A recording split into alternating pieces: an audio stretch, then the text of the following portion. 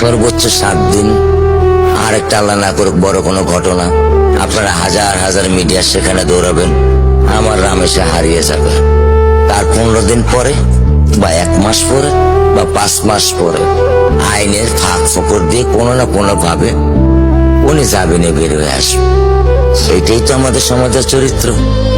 কত কোটি আইন করবেন, কত বড় আইনের বই বানাবেন, যদি আইনের প্রয়োগ না করতে পারেন। ওর জীবনে এমন কোনো চাওয়া নাই যেটা আমি পূরণ করি নাই। পরশুদিন বলছে, বাবা আমার একটা বোরকা কিনে দাও।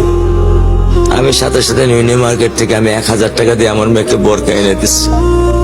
আমি দরিদ্র, ভাঙা বাসায় থাকি, কিন্তু আমার সন্তানদেরকে আমি কখনোই দারিদ্রতা স্বাদ পেতে দেইনি।